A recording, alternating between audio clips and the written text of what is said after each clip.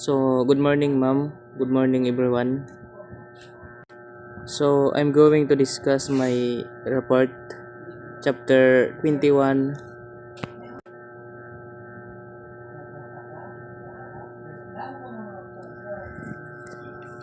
Chapter 21, Gathering and Safekeeping of Evidence. So, lesson objectives.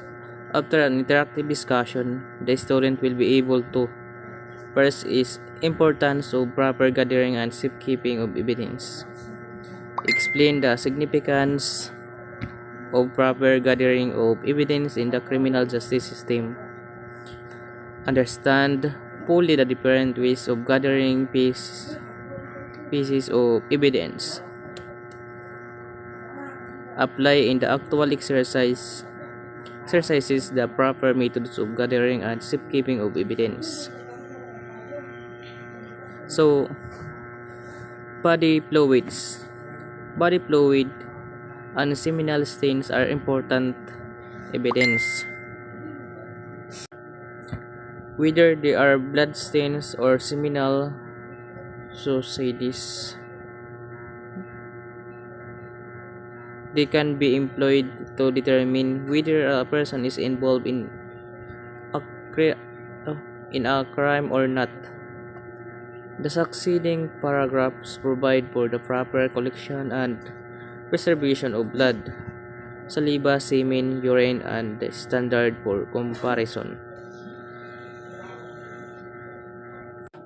So, maron man kita kung kano importante ni na mga ebidensya. Like kuan dugo, similya ngan laway ngan ihi usa nga tawo. Maron man kita kung anon purpose inin. Kung kay ano importante ini nga kuan kay importante ini kay para makuha niton usa nga kuan tawo, ma-determine ba kung hiya ba iton nga kuan sa gamit di ini tama din ni.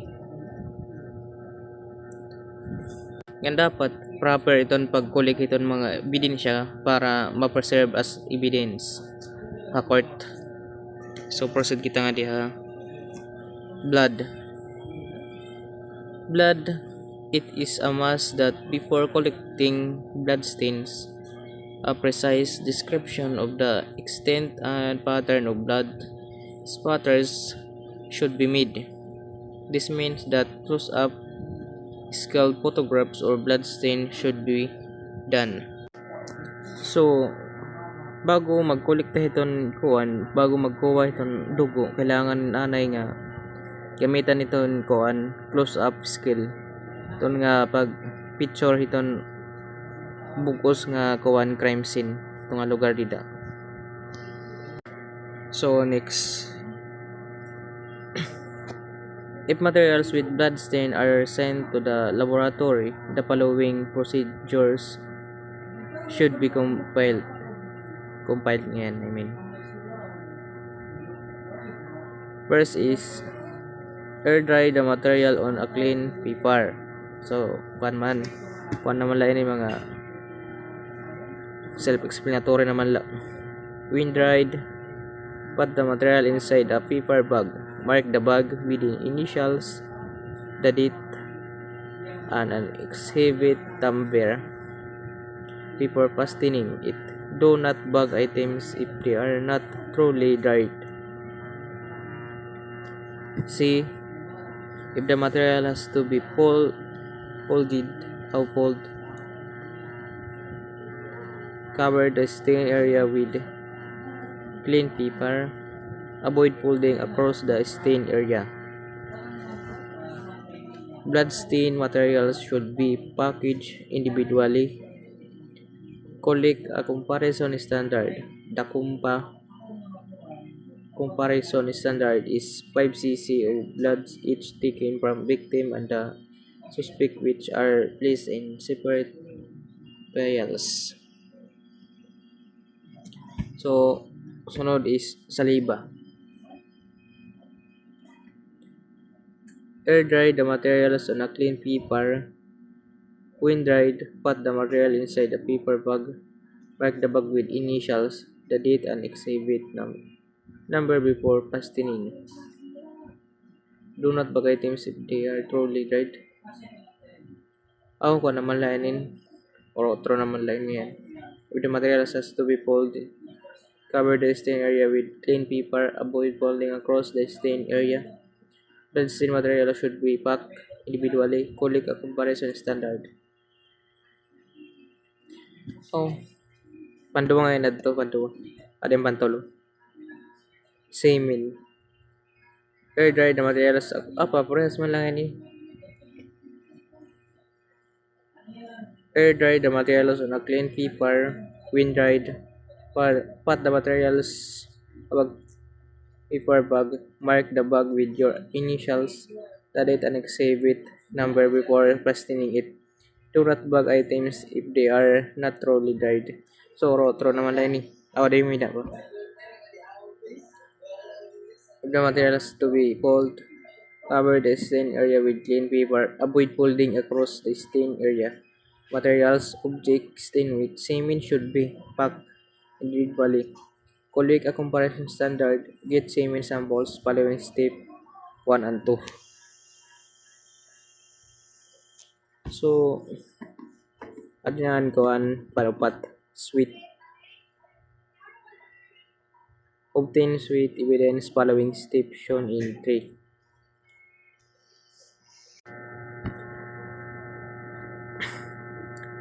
Last urine.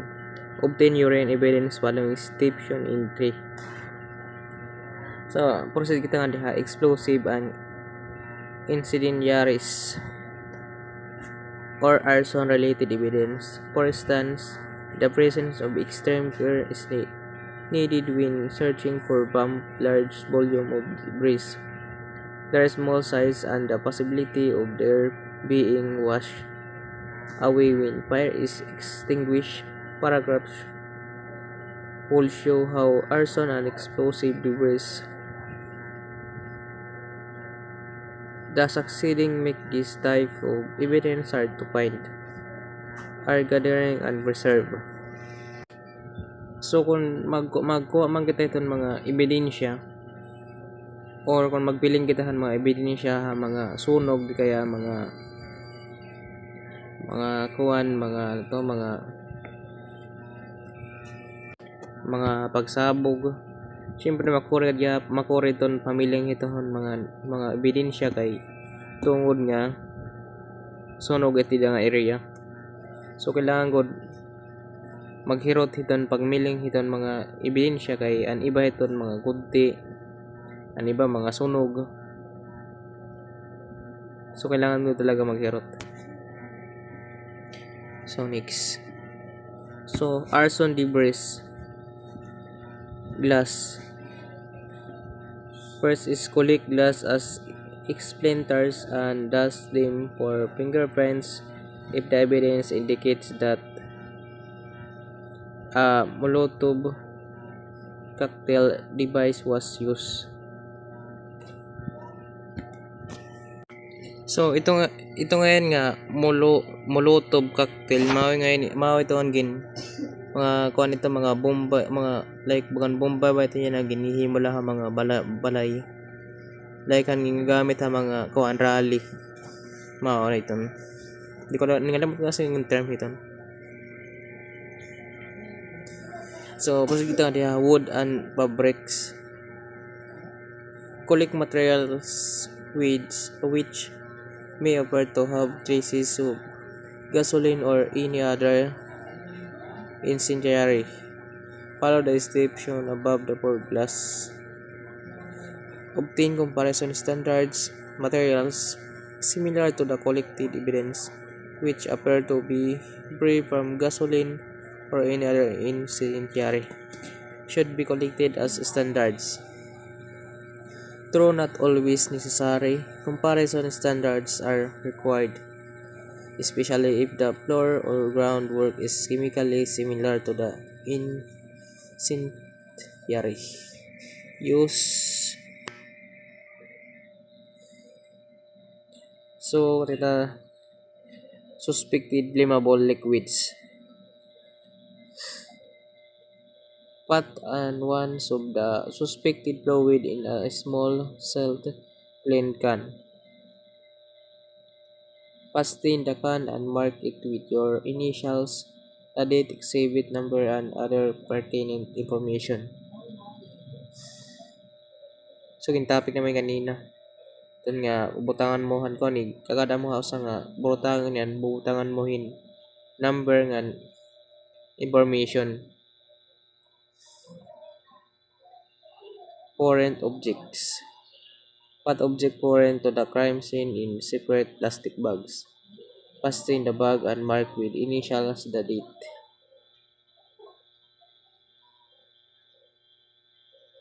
Negotiations. Toward this end, the state shall be formulate plans and programs to enhance and modernize the National Bureau of Investigation (NBI) with expanded structure, capability, and manpower responsive to the demands of the times. So, process na nga diha, explosive debris.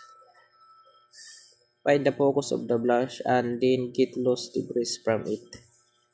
Put the evidence in separate clean, unused metal cans. Pastin and mark the cans with initials, the date, exhibit number, and other pertinent information. What objects presumed to be in close proximity with the blush in metal cans. Mark them. Put metal object from the explosive device in metal cans. Warp items like wires and objects with tools marked with tissue paper secured and with a tape. Mark the metal cans with your initials, the date, exhibit number, and other pertinent information. So, mga doon dapat imoon during ang pagkolekta sa mga evidence. Kailangan kay para ma-preserve as evidence sa court. So, explosive substances and devices. Find evidence from deactivated substances. Do not attempt to deactivate any explosive devices unless you have been trained to do so. Siyempre, maramdaman ka mo nga kapag ayaw niyo labot. That's the small surface of the evidence for fingerprints. If a tape or paper warping is found, put this in a clean unused metal can. Pass the cans and mark them with initial, the date, exhibit number, and other pertinent information. Do not handle any of this directly with your fingers. Fabrics discovered at the crime scene or missing from the crime scene should be collected since this may be supportive or necessary evidence which can connect a suspect with the crime or eliminate him from consideration. So, first is large articles.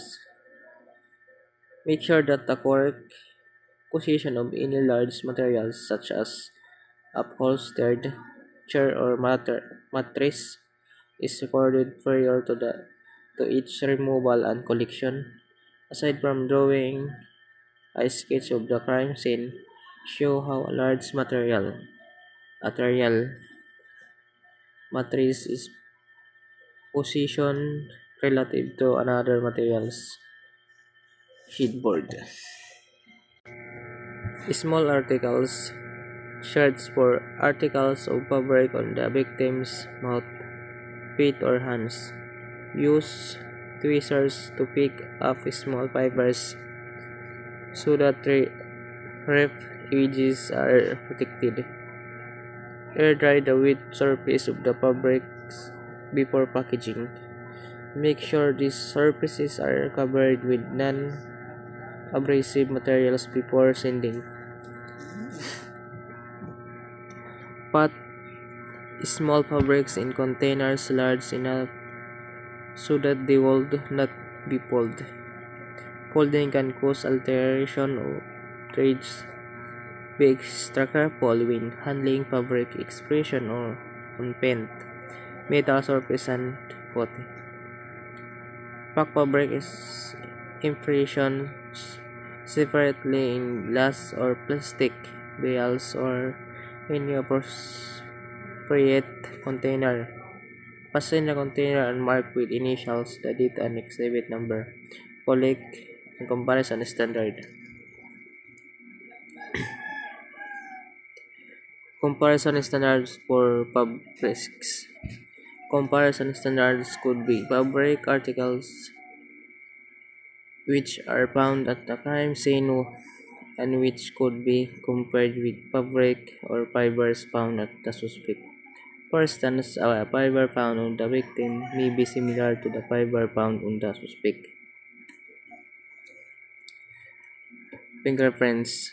Latin impressions, regardless of the area of the edges present, of the greatest importance to criminal investigators as their identification may solve the crime and result in successful prosecution of the suspect. Oh, subject.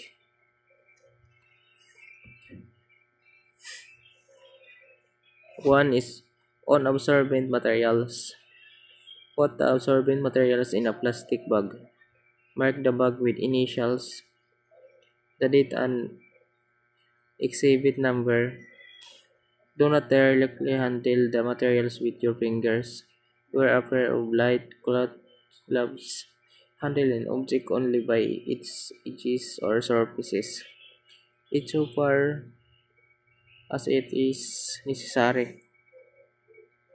Avoid processing the fingerprints on absorbent surfaces unless you are trained to perform such as function. Collect standard fingerprints that were properly and legibly, legibly taken for comparison.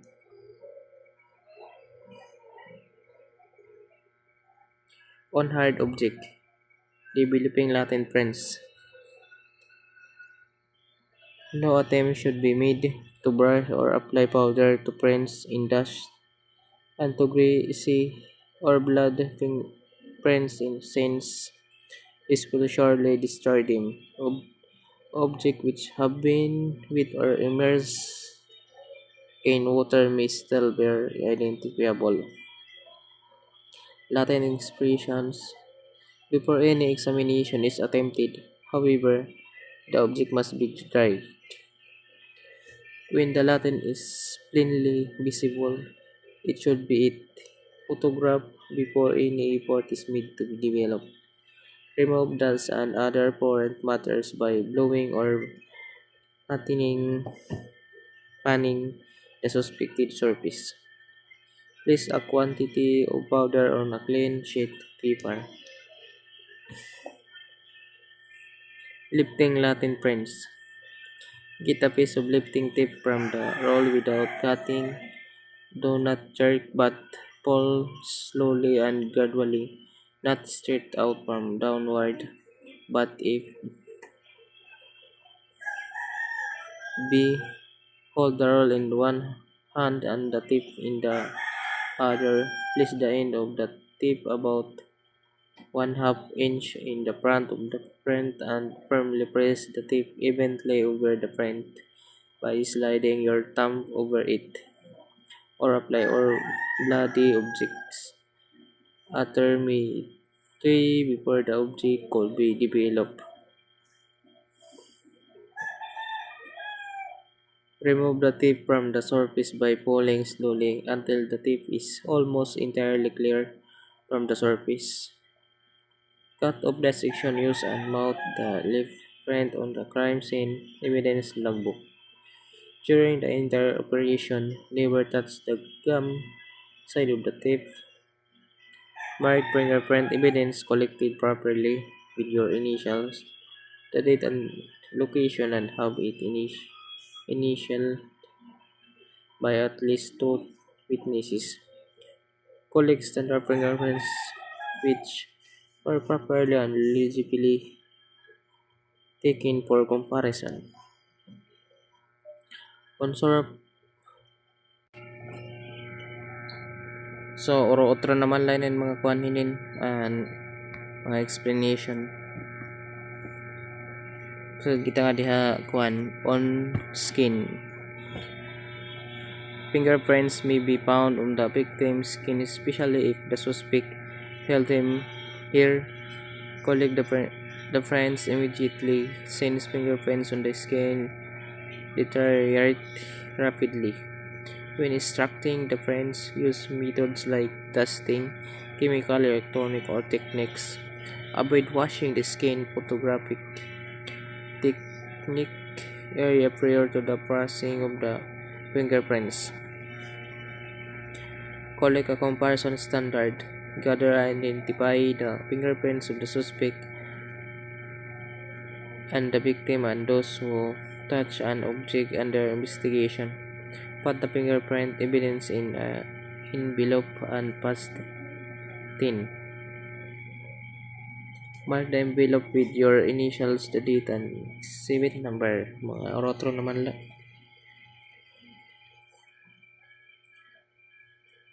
Firearms and ammunition. Bullet and cartridges have the unique marking of the firearm from which they were discharged. In addition, firearms leave a visible residue on the shooter's hands. The succeeding paragraphs provide for the proper collection and preservation of the gunshot residue.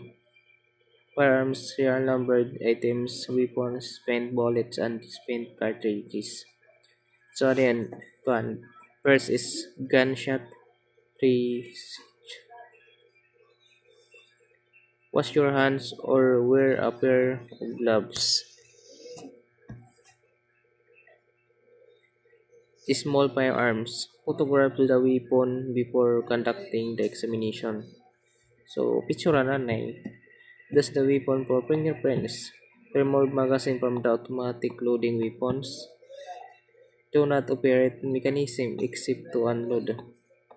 Sketch the relative position of the spent casing and live rounds with respect to the barrel.